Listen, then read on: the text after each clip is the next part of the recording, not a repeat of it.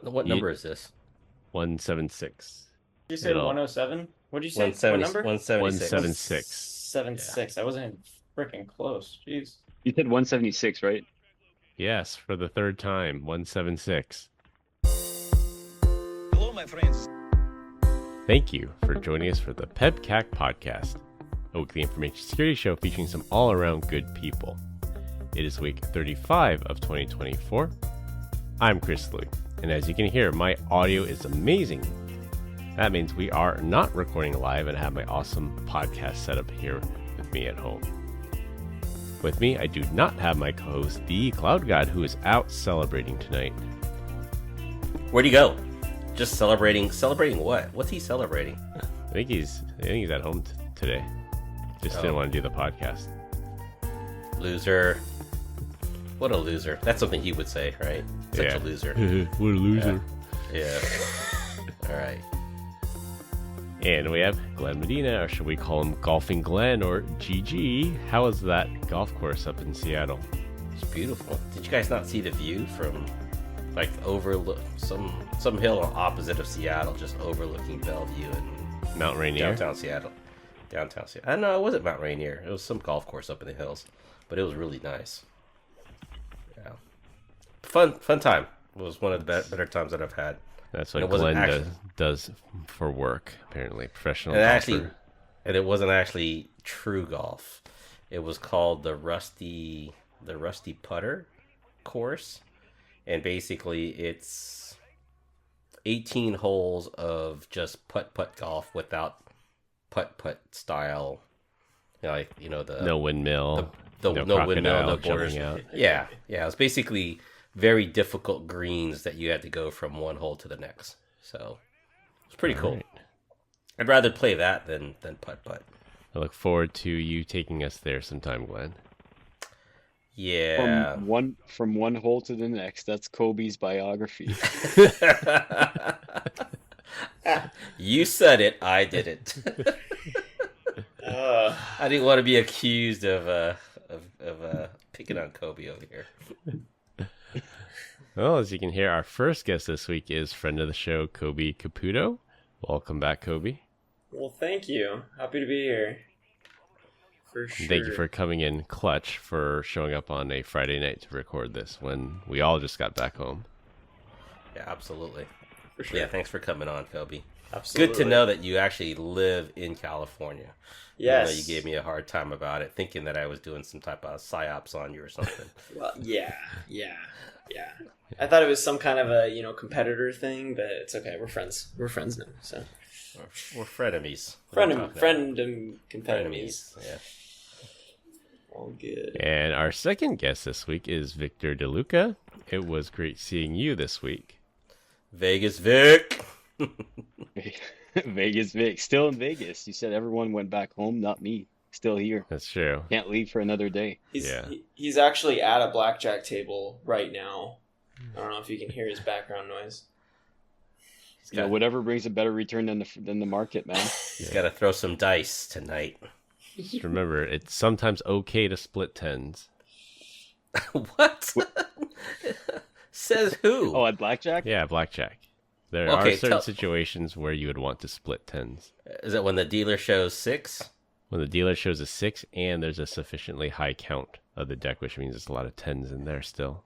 But mathematically, that's the only time you would ever split tens. But it is possible. Very rare, but still possible. Yeah. I just played roulette. I have no idea. So that's the only game I know. Oh, roulette? Vic told me something interesting. So he played roulette last night, and he now says on the wheels in Vegas they have a 000. So before it was, the color's red, the color's black. 1 there was 36. a green. Yeah, there's a green. There was 0, and then the casinos got clever and they made 0 and then 000, which basically doubled their odds there.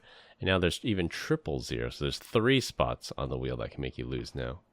Is the payout different on for the wheels with 000? It's 12-1 for the greens. Yeah, it's the 39 possible numbers. 3, yeah. I think so. So that's their house edge.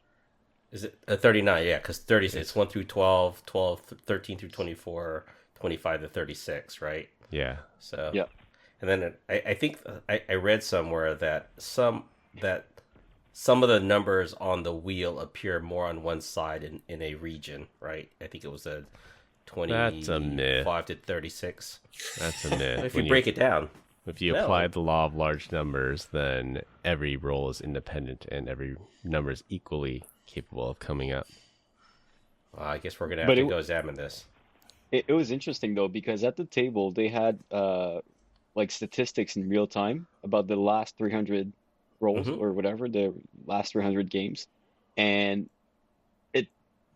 it's so useless. It doesn't even matter. I was going to say, it absolutely, positively has zero effect on what's the next. Color, nothing. That's a psyop, Glenn. Yeah.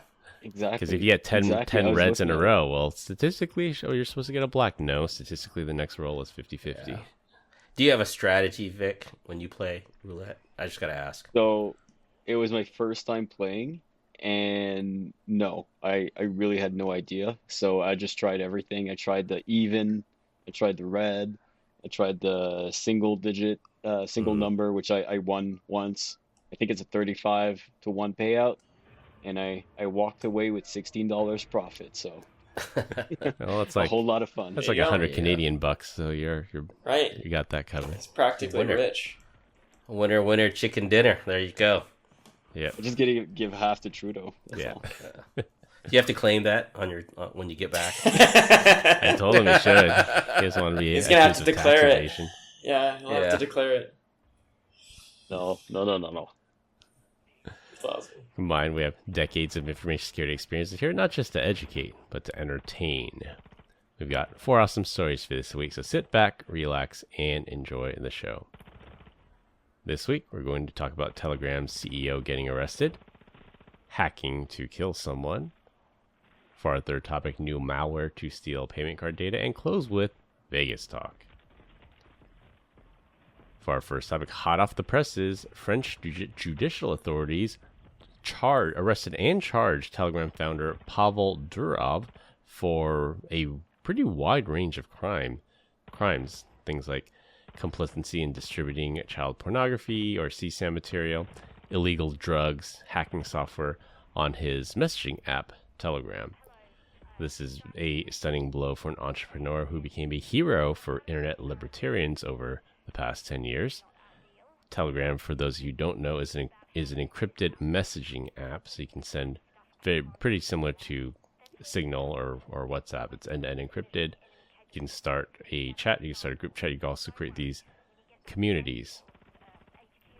The charges are the most significant test facing Telegram and Durov, as they represent a major escalation by the French government in holding the actual tech executives accountable for the content that appears on the platform. So I think the French authorities are arguing, hey, people use your platform to traffic in these illegal things like illegal drugs, hacking software, and the like. They say, therefore, you, Mr. CEO, you are responsible. I think we've seen some of these tests before, at least here in America. Somebody tried to sue YouTube because YouTube posted extremist material from ISIS and inspired an attack, and people were killed, but our Supreme Court struck that down and said, no, YouTube and Google are not liable for that. So this will be definitely an interesting test to see if the Durov is responsible. Yeah, I think too it brings up a really interesting topic of, you start having these end-to-end encrypted chats. How did they know in certain scenarios that some of this was happening? What was their means of actually gaining that information or gaining that data, right? Obviously, because it happens on every social media, every chat program, every kind of system like this is being used maliciously and nefariously. It's happening. In that case, then, yeah, it's curious to know kind of how they did their research on it, right? In that case, Toyota should be in trouble because ISIS uses all those Toyota trucks. What the hell? What are we talking about here? They're complicit in aiding terrorism. Right. Yeah. I mean, what are we talking about? But, I mean, they probably just joined them. Most of them are half public, right, or semi-private, so you have to join and then maybe wait for acceptance, or you need a code or something. You can probably ask someone for the code. And it's... Or you can get invited. Yeah, I've joined some questionable chats. Some just to see. ISIS-inspired Telegram channels, the biggest All right. Vic. All Yeah, right, some Vegas of the Vic. some of the very good threat intelligence channels on the war on Ukraine and Russia were on Telegram. So for a short stint, I think it was the beginning of last year when Russia invaded. I, 2 years ago. or yeah, 2 years ago. Yeah, I was nonstop on Telegram reading the news, and people were translating in real time, and those channels were actually very useful for people that wanted to keep track of the war with content that might have been banned on other platforms, right? So very difficult But to that, post things on Twitter and not get banned, or sorry, X, and not get banned in other platforms. but this is kind of stupid, right? Because I mean, you can talk about, I think, Xbox. I mean, Right. Microsoft. Right. All those are chat channels. Those are all channels for that type of content. So where do you stop? And how is this any? Where's the direction that this is going? Because all this seems to be very indirect. So Yeah, I guess there's no It's a little moderation. bit like, yeah, it's a little bit like Tor. The parallel I would say here is Tor. Like people use Tor to access CSAM websites. They use it to access these drug marketplaces, but political dissidents use Tor so that they can publish their thoughts and findings without fear of censorship. I think it's a medium, but there's some people choose to use it for bad, and some people choose it to use it for good. and then there's the government that wants to just tax it, right? So, They want to control. The CIA was caught running like something like 39 Tor exit nodes. And then there's the encryption part, right? If I'm not mistaken, some form of encryption is not legal in some countries, right? I think Australia has some very strict regulations around encryption. So maybe some countries were pissed off about the fact that there's no backdoor, no way to read all those chats, and people were able to communicate with encryption, other than Well, PGP Everybody, or Yeah. everybody hates that and Well, too, encryption stuff, that there's no backdoor to it. yeah. I'm trying to look it up, but I think that Telegram was banned in Russia for that exact reason for a while. I know, which is kind of funny. And then If you can't they tell reverted it. Pavel Durov is a Russian name, so he's a Russian Right. citizen. Right. Created this app in Russia. Yeah. Somehow it's still acceptable to use it, and there's no fear that there's a Russian backdoor. But the other thing, like when people say, "Are you on Telegram or are you on Signal?" The true purists, like the crypto people, the security people, typically use Signal, and it's because Signal uses the open source Signal protocol. Like you can read the code. Telegram uses a roll your own encryption. They don't use standard off the shelf encryption. This Pavel Durov created his own encryption algorithm, and to the best of our knowledge, it has not been cracked. But you know what they say in cryptography: only use well-known open source ciphers. Yeah. well, Deech uses Snapchat, right? So Which I doubt has any kind of encryption. Yeah. And Pavel, for those of you that don't know, is also the co-founder of vContact, the Russian Facebook, right? So he has a story around social media and in Russia. So some people like him, some people hate him. They have a lot of Yeah. strong opinions on this guy. It's kind of like the Mark Zuckerberg over there. Russian Zuck. Russian Zuck. or suck. I think they're just trying to set precedents to arrest Elon in the future with X. Yeah, could be. I mean, it's obvious that there's this problem on Telegram just because people get invited or people infiltrate it, and yeah, there are tons of or there used to be. I don't know if there's still, but tons of channels like trading CSAM materials and tons of channels. I've sent you guys videos of a Telegram bot that basically calls people and Mm-hmm. steals their two-factor code, steals their bank passwords and pins and everything. Telegram is definitely a problem, but yeah, the question is, how do you moderate it? And if you Right. don't moderate it, are you therefore liable for what happens on there? Yeah. I saw a story recently on it. It also happened on Telegram, and because of the lack of moderation, some I guess very malicious people had different rooms. So you could join the first room, it was free, and then they had some mild, illegal content. And if you pay $100 a month, you get accepted into the second room. And then if you pay $1,000 a month, you can get into a third room. So there's sort of like this tree architecture or whatever in between the different rooms. So if you pay more, you get access to more stuff. and the smaller and the smaller the group becomes, and the content was obviously very illegal, but people actually are running businesses on Telegram, so that's the an interesting part. Sounds like Jeffrey Epstein's house. It sounds like criminal OnlyFans. Yeah, I know. For $50 a month, you get 1 days. For $1,000 a month, you get semi-0 days. Yeah, very Right. very similar. It's different tiers. Yeah. Wonder how this would play out in the U.S. because we have Section 230 here, and we've talked about this example before. If somebody posts a bomb threat using Facebook, is Facebook liable? Are they the medium? And the analogy is that's like trying to sue the paper company because somebody printed lies in a newspaper. Well, it's the medium, it's the actual newspaper that was wrong there. Hmm. So do you think Right. he's gonna stay in jail?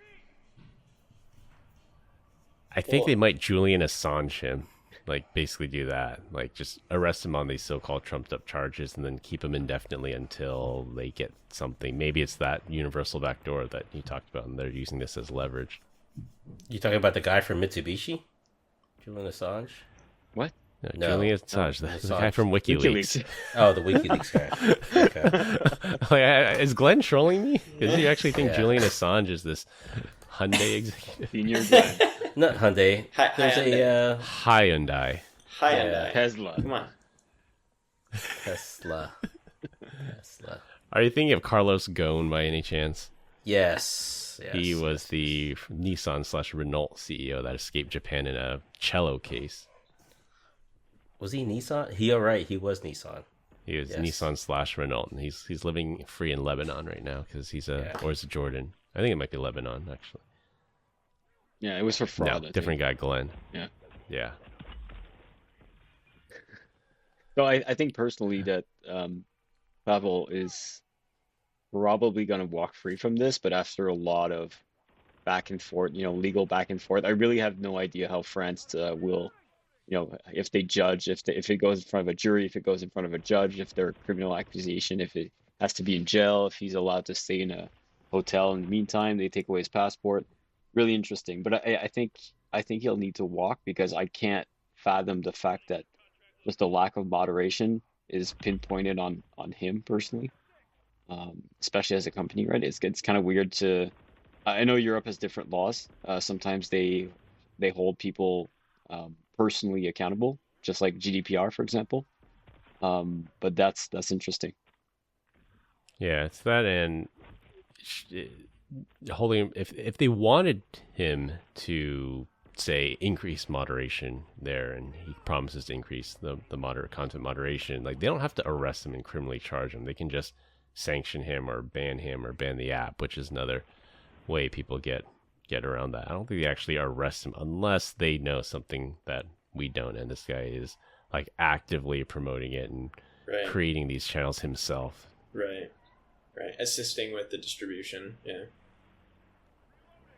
Yeah, It's also otherwise- interesting. They're not all parts of Telegram. Like, I remember I was trying to find it, but I don't think all of Telegram, or at least a significant amount of Telegram, is actually end-to-end encrypted. It's only like the opt-in chats, or like the private opt-in, like secret chats or whatever you call them, that are actually end-to-end encrypted, and the rest are completely accessible by Telegram. So pretty yeah, I interesting. think you're right. I think you have to opt in Yeah. for end-to-end encryption. It's Right. not on by default like it is And for both Signal. parties have to have it. Yeah. Yeah. I remember reading that as well. It was fairly recently, and I was surprised that it wasn't end-to-end encrypted on its own, and you have to opt into it. Mhm. Right. And I think they said that for group chats, due to the complexity of the crypto for group chats, there's no encryption on the group chats. Yeah, that sounds right. But I'll have to find that article and see if I can dig it up. For our second topic, in a move straight out of an RSM playbook, a Kentucky man was arrested and sentenced for hacking into various government databases to fake his own death. Now, the reason he wanted the world to think he was dead was because he wanted to get out of paying child support. The 39-year-old man was sentenced to 7 years in prison for his little scam. He used stolen credentials to hack into the Hawaii death registry system and declare himself legally dead. He was also charged with a variety of other hacking crimes like stealing credentials and attempting to sell them on darknet marketplaces. 7 years, guy didn't want to pay child support, and now he's in jail. Straight out, like, Florida man right here. Right? That's what I was going to Kentucky say.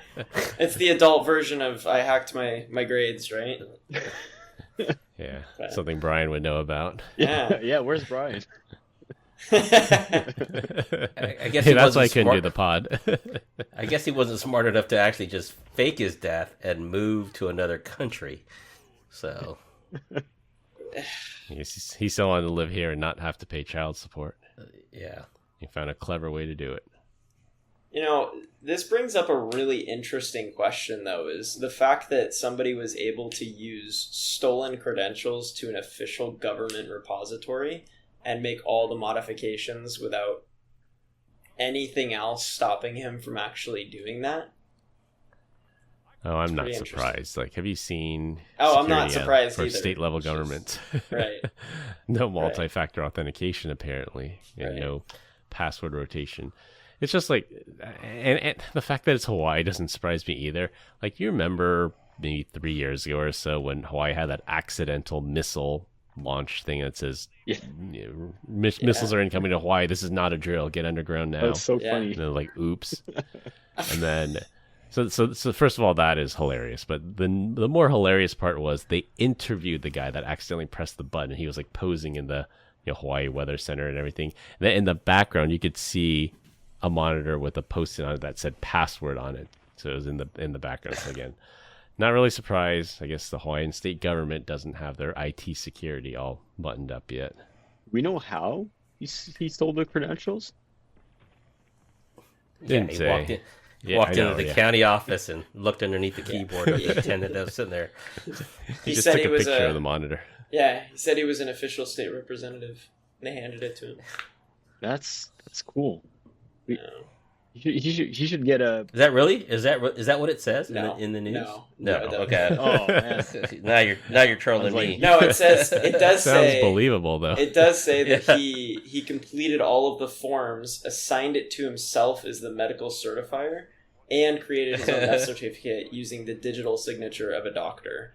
that's amazing. So he basically Yeah, okay. forged. And that's pretty sophisticated. He used Adobe. He used Adobe Acrobat to do this. That's how Like, that's how literal it was caught. whiteout on the paper. That's how it was caught. Adobe's algorithm was like, "Hey, He should. this doesn't make He sense, should have said he's just a security researcher. He would have walked away. right?" Yeah, it was a pen test. It was a pen test, you guys. They paid me for it. Yeah, you'd think the big brain move here. So this guy's pretty smart. He can hack into it. He knows how to digitally sign as a doctor. So he's smarter than your average bear. I don't know if I call But it he did it- hacking if you use credentials that are under a keyboard, but carry on. But he did it to himself. So that, number one, that's a dead giveaway. Like, you changed one death record, it was yourself. So that's a dead giveaway. Why not do this for other people, like death as a service? That's someone else that doesn't want to get out of paying child support. You go in there and you declare them dead, and then you get paid $1,000 a pop, and there's your child support. That's how you earn it. How much was he paying? Do we know? No, I don't think it said. It's Hawaii, right? I think it's, It did No. say, actually. Yeah, he's from Kentucky, but he hacked into the Hawaii database, and I guess that, if It you die in says Hawaii, you get a the death certificate there. Damages, including unpaid child support, is estimated to be more than $195,000. Over the span of how long? I'm not sure. 15 years. Yeah, But oh, those, yeah. those quote damage numbers are always inflated. It's like, oh well, how many Sure. hours did it take to reimage the system? Like, Yeah. How many yeah, people were just- involved? Yeah. Yeah, And exactly. that door we had to break down to get into his house. Yeah. Yeah. The other thing that surprised me is those databases are like they're connected. Like if you die in Hawaii, they just send the information to Kentucky. You guys have like a connected database on that, like a death. No, record? No. Once you get the certificate, you could use that anywhere. Exactly. Right. Yeah. So just like a Oh, driver's license. Yeah. See, you get Yeah. the license in one state, but you show it in any state, and it's valid. I don't know if there's like I'm sure there is like a federal repository though, where like people can look up and it says that they're deceased. But my thought was, okay, you're legally dead. You're off the hook for paying child support. But how do you apply for a loan? How do you apply for Social Security? Like this is very short-sighted. I don't think he was. I'm gonna apply for a credit card. How do you have car insurance or a car or an apartment or a place to live? Verification? Yeah, exactly. How do you get a passport? Like, you're legally dead. Other than that, he has to steal someone else's identity since he has access to the database. He would have been better off just going to Vegas. Yeah, going off grid. Right. Yeah. Just live off cash, live in a trailer for the rest of your life, or it just seemed very short-sighted. Wow. He could have moved to the Bay. Florida man, Montana, Kansas man, Kentucky man, Kentucky man, Canada man. Move up north. No one's gonna find you. The Mounties aren't how big Canada is. Like you're not just gonna get found by the Mounties. They don't care. But Trudeau wants his taxes, so they'll find him. As long as you pay your taxes, I guess they don't care. Although if he's legally dead, again, how do you pay your taxes? And vote. Oh my gosh. Yeah. For our third topic, Android phones are vulnerable to a new type of attack that's stealing payment card data. Yeah, Vic. And Kobe.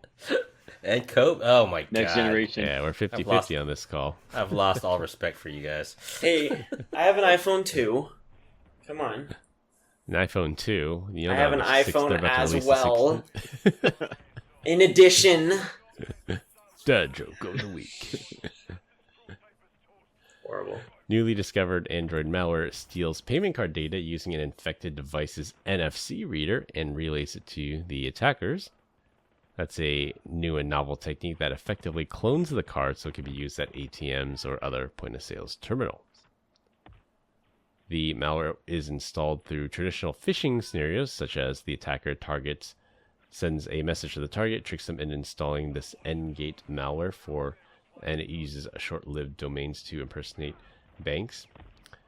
It looks like the real app, so you'd have to social engineer them and say, hey, there's something wrong with your phone, install this app, and then when you install this app, it asks the user to enter their banking credentials, the PIN code to the card, then it asks you to actually scan the card with your NFC reader. And this is only possible on Android because Apple's NFC reader is closed, so that you can't just have any app using the NFC reader here. That's one of those things that's believable, and I actually think many people are going to fall for that.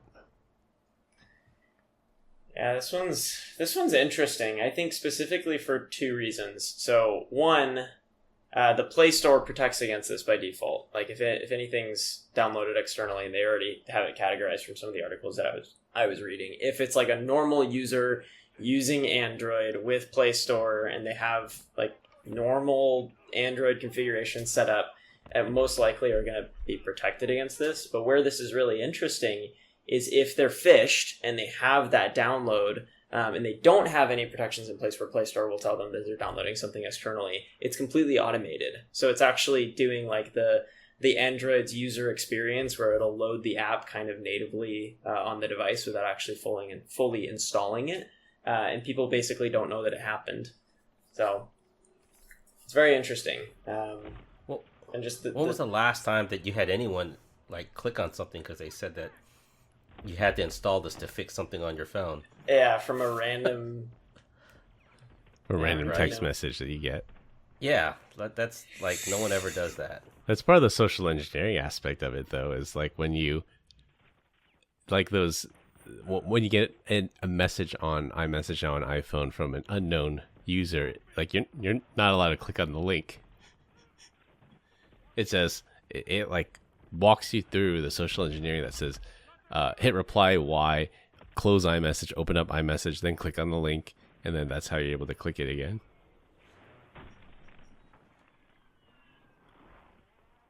Well, thanks a lot, Terry Davis. You've got our co-host cracking up. It's okay. I'm weak. Chris, please explain. Please explain. Yeah, Stalker. I'm He's a gonna stalker. need the. He likes to take I'm gonna pictures need of the people. full story here. So it's a source file. All right, so this actually might be a funny topic for the show. During Oh. COVID, we were forced to use Zoom, and Zoom backgrounds had just become a thing. And my old office was like a huge mess. So I would always have a background up because I didn't want people to see how messy my office was. And we would steal other people's backgrounds. So if somebody stepped out of frame, you could see their background, and then I would steal their background. I'd just take a screenshot of it. Then we'd share it among the SEs here, and like we all jumped on a call one time, and guy was on the call, and everybody changed the guy's background. He was just like really, really confused. But it was hilarious. So I think one time Glenn stole my background. Well, I stole our VP's background, and then Glenn stole it from me. And then when he used it, he was just like staring into the camera, and I took a screenshot of him, and he just has a funny look on his face. So I use that as my background. Awesome. And he keeps it.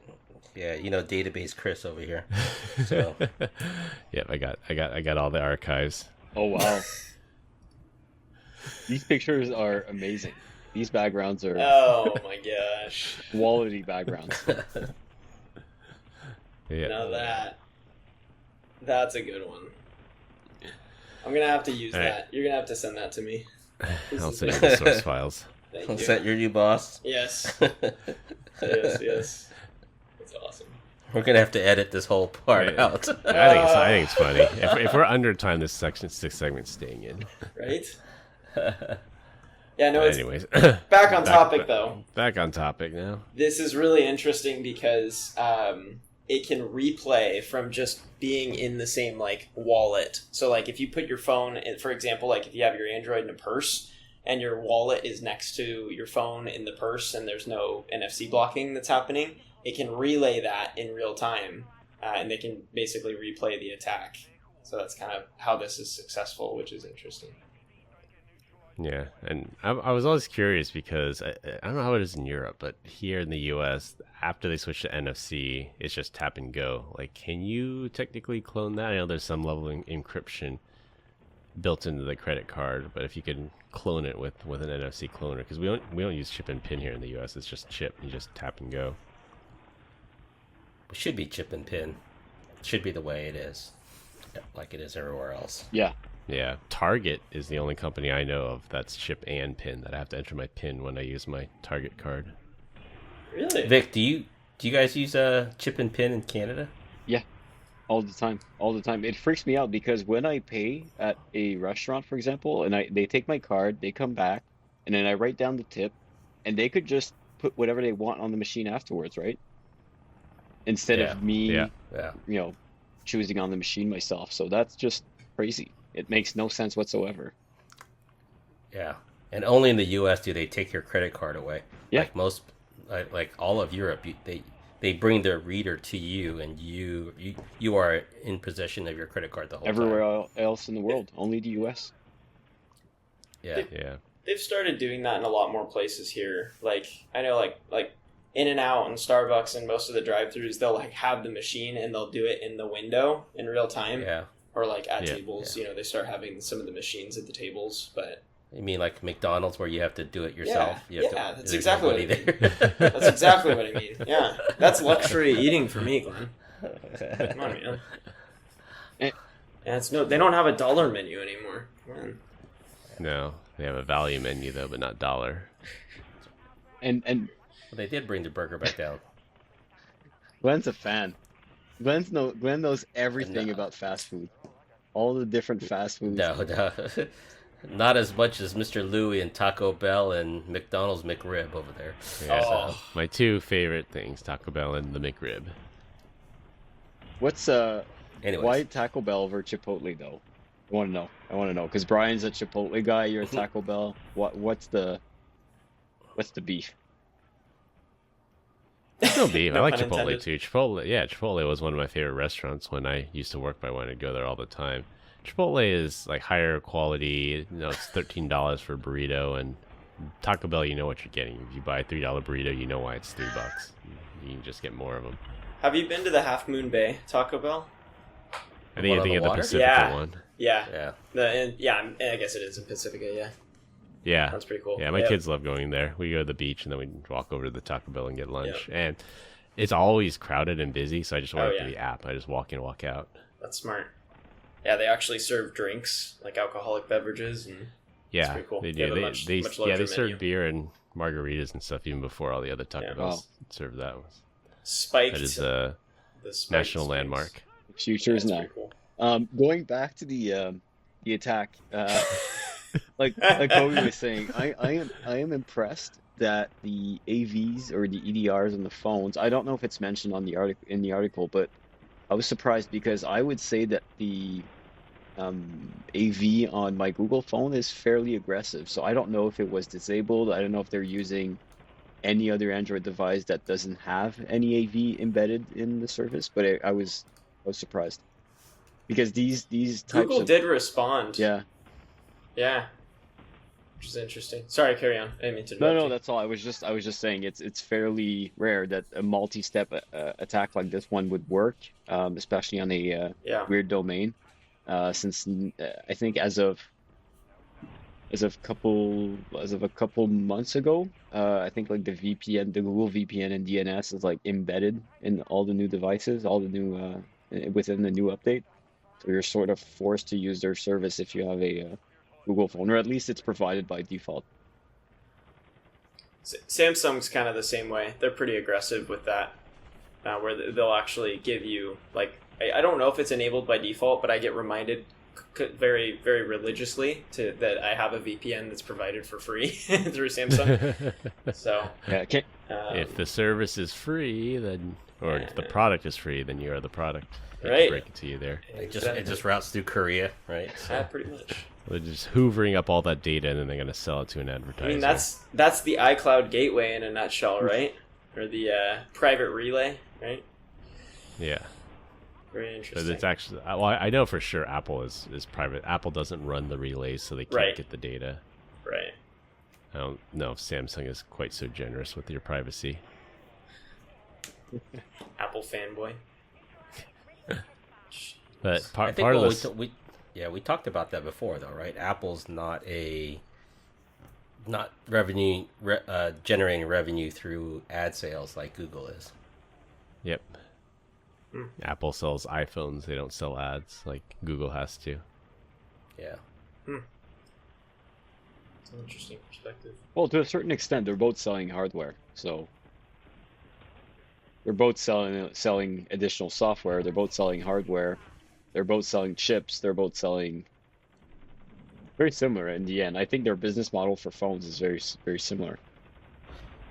Yeah, but I think the revenue that they make is more based off of ads than it is based off of hardware. Whereas Apple is majority just hardware, right? Well, yeah. Yeah, they become an iPhone company. Google and I think Google Ads is like a money-making machine for sure. Yeah. All right, for our last topic, it'll be a rotating topic every week. This week we're going to talk about, I guess, we 3 out of the 4 of us just spent a week in Vegas, and Glenn can chime in just like you did with Roulette Talk. What did you think this time around in Vegas? I think it was really hot. My first one ever. I thought it was great. It's pretty cool. Was this your first time? No, this wasn't your first time going to Vegas because you were No. out there at Black Hat. He's still in 2 weeks honeymoon ago. mode. So it doesn't count. I've been to Vegas, unfortunately, but first kickoff, so that was fun, for sure. And Yeah, and we have to give a shout out to Brian, who presented on the main stage. he did Right. in front of the entire company. I was gonna wait till he came on to razz him about it, but he had the opportunity to pitch our podcast to all of our colleagues, and he missed that opportunity. What? Say No it ain't mention so. of the PEBCAK on his keynote speech Oh in yeah, front of all of our Man, colleagues. That's it. That's it. He did make people laugh quite a bit, though. That was good. At him, right? Yeah, at his expense, for sure. At his expense. The crapping your pants and changing your shirt. Yeah, that was a good one for sure. funeral home sponsor. No, was good. I think we're only in Globe. yeah, we're proud of him. We are. It was very very good, and I was poking fun at him that I think he added a quote last minute into his presentation, and he almost forgot the quote. He blanked out for like 2 seconds. So He did. I saw him. I'm starting to try to recall. his eyes Yeah, betrayed Brian him. usually doesn't get stage fright, and I know he's comfortable speaking in front of a large audience. I didn't know if it was that or if he had just blanked out. When he just went silent for like 3 seconds, 4 seconds. Yeah. I know what you're talking about. I thought he was just creating suspense. I know. I think the audience thought it was a dramatic pause, Right. but Victor and I know Brian. And like, no, his brain just his brain like just rebooted it or something. And I saw fear in his eyes. Like I could see it. I hope there's a video. Hey. If there's a video, we'll Yeah. take a screenshot of that specific moment, and you'll see it. He had like He fear. had a teleprompter next to him, didn't he? Well, it I wasn't. don't think so. Just pre-post I know they have. slides. Yeah, I know they Yeah. have notes because Yeah. I know some of our leaders. You could tell like they were staring down Yeah. the whole time. They were reading off. It might have been a teleprompter, or it might have been like speaker notes. When I think I it was just speaker notes. when I was at One True Zero Live, when I presented at One True Zero Live, I had both. I had the speaker notes and I had the slides. So Yeah. might have been the same for him. I liked it when one of our sales leaders says, "Congratulations, Vishal M." and then instead of the guy's last name, it was probably like 30 letters long. I'm like, I don't really blame you for not trying to butcher that one. Congrats to that person though. It was a Yeah. lot of very good deals. That was So where's huge. Club this year? Hawaii. Hawaii. Nice. Maui. Maui. Yeah. Hopefully on the side that didn't burn down. Oh gosh. Oh. Oprah's Too soon. house. It's at Oprah's house then, right? So I mean, California is burning 24/7, so Chris doesn't really feel bad I'm because used to it. and it's not from grass fires. there's always a little smoke in his backyard, anyways. I like to barbecue. What can I say? Yeah. From Definitely wasn't as hot as when we were there for when we were there for Black. It was like 110. This time it was only about 102. So there was Only. noticeable difference. yeah, I went for a run. It was 105. I ran for what 20. I did 5K in about 28 minutes, I think. So yeah, it was fairly warm. It decent was like pace. 104, 105. Yeah, you weren't afraid of heat stroke or dehydration. No, I just man in up. Vegas this week? Yeah.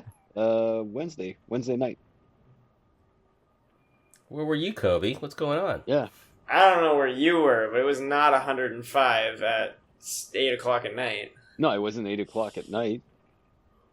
I never said I ran at night. Hmm. Yeah, I heard you say you ran at late at night. Oh, sorry. I meant no. I ran. It was late. Sorry. So what is the story, Vic? It's changing a lot here. Just saying. I mean, it's on Strava. It's on Strava. It's posted. It's official. But what I wanted to say is I, for the first time, went to the old strip, the Fremont Avenue, I think it's called. Yeah, Fremont Street. Fremont yeah. Street. It's your first time. First time. First time. What'd you think? Yeah, they have the light show on the roof. It is crazy. They've got their own show. They've got their own shows on the ground too. I've so. seen things. I've seen things. It was fairly different. I only thought the new strip was the only strip, but when I went to Old Vegas on Fremont, wow. Yeah. But it's also weird because you never feel like it feels like you're never outside, but you have cars driving by. It feels very Yeah. like cyberpunk, Very like surreal, futuristic type of. Yeah. Even if it's raining, even if the sun is up, you wouldn't even know. So there's just this massive screen above you or Yeah. LEDs, and it's just like a bunch of colors. Yeah. You want to go back in time? Go watch Sean Connery in I think Diamonds Are Forever. And there's a car chase with police and him in downtown Vegas, and they show Binions in there. And where that police chase is actually the walkway, because that used to be the main strip. Yeah. And now they've made it a pedestrian path. So Yeah. Yeah, and the casinos Yeah, are that's where the original Binions was Yeah. there before they reskinned Bollies and called it Binions Horseshoe. Yeah. Yeah. yeah, and the casinos are definitely not as nice. But the cool thing is it's walkable. The new strip is totally unwalkable. It's so long, so wide. Casinos are out of Well, proportion, but this one is fairly cool. You can do the whole street in like 15 minutes. Yeah, and that's old most of the Vegas. most of the tables there are pretty cheap too. Like they've like Yeah, during the should week have it's five $5 or dollars. $10 minimum. Yeah, Yeah. And even at Paris, like at night at Paris, like the craps tables were like $50 minimum. Right. That's crazy. Like it's inflation, I That's- guess. That's nuts. It's like impossible to find a $5 table on the strip anymore. I'd be out though. It'd be like one roll because it's 50 in the front, 100 in the back, and then what? I've only carried $200.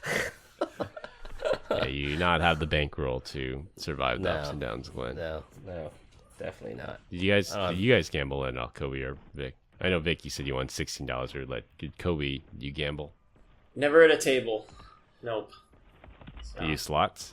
No, I really don't gamble. I'm not against it. I just haven't had an opportunity to. I've never been to Vegas that hasn't been like for work that I've been able to Is chill. So Is it because you don't know how? yeah, Or is it yeah, because yeah. Okay. No, I like Okay. blackjack. I like Texas Hold'em. I've only played like poker and stuff at home, so like with friends and stuff like that. So I've never actually played at a table. So I'm definitely intimidated by sitting down at a table and doing something. But I think slots would be fun, or somebody would be willing to show the ropes. No skill Well, the involved. So the slots Right. these days are so intimidating. It's all just pigs and birds and Yeah, flying Sounds like around, and I don't bonuses get it. and Yeah. screens the that make a treasure lot of chest. noise. Yeah. Yeah. Yeah. I just want to see the things go up and down, hit sevens, go all the way across, and I win. So, Right. yeah. Yeah. Yeah. Max Yeah. bet, Different max ways to bet, win. max bet. That's Yeah. it. Yeah. Now it's all like DLC stuff. Yeah. Yeah, I will say that I was impressed, and maybe I don't know why, but it's the first time that I noticed that people are actually still sitting at the tables when I wake up in the morning. I had never Yes. realized Yeah. that. I don't know why, but I think it's because I have to go through the casino to get out of the hotel to get to the conference center. But I had never realized. I was waking up, whatever, working out 6, 7 a.m., and the people were still there from the night before. I don't think I've noticed, if the same person stayed at the same table or whatever, but these people were not stopping. They were just like, keep ordering drinks, keep gambling. It's like a lifestyle. Yeah, an that's addiction, I not guess. healthy for sure. Quitters don't win and winners don't Not- quit, right? Yeah, not a good sign. If you've been there for hours and you're there 7 in the morning. Yeah, and the second Yeah. thing I noticed is, well, because I'm still in Vegas right now and it's Friday night, the crowd completely changed, I'd say maybe midday. I think there's supposedly a football game at the Allegiant Stadium, LSU There versus is. ASU, and Uh-huh. the crowd, College football. the hotel completely changed. You can see like people like leaving the Thursday night or the Friday morning were like, gamblers, people going to conferences, All our colleagues. all our colleagues, and then now Friday night it's just a bunch of students, like a bunch of students. They're all just wearing their university swag, and they're going out partying. You can see they're all wearing the same like golf polo with chinos. I guess that's like the university student style, but yeah, the crowd completely changed. Wow. Interesting. Very interesting. Glenn's PC just turned off. Oh, it's probably his browser. Oh, sweet. He actually is in here. Modified. We can talk crap about him. Modified Chromium. Yeah. His browser just caused a blue It screen. killed off Task Manager.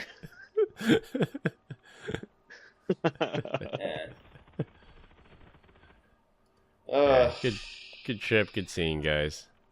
Always a For pleasure. sure. Yeah. Absolutely. I'm glad it didn't rain this year. That would have sucked if it had rained. Yeah, I heard the accommodations were slightly better than last year. Just a little bit better. Yeah, marginally better, but Yeah. yeah, no roofs collapsed on us, and there's no massive flood at the link this year. It's crazy. I will say one night when we had our Geo dinners, we sat down as a team and started eating, and then we all gave each other the look, and the food was awful that first day, and then said, well, we're just gonna go to In-N-Out. We're gonna get dinner over there. And that was much better than the hotel food. Yeah, Can't I say agree. blame you. We continue to get great comments about our dad joke of the week. Dad joke of the week. This week, our guests, plural, are up. So, Kobe, you want to go first?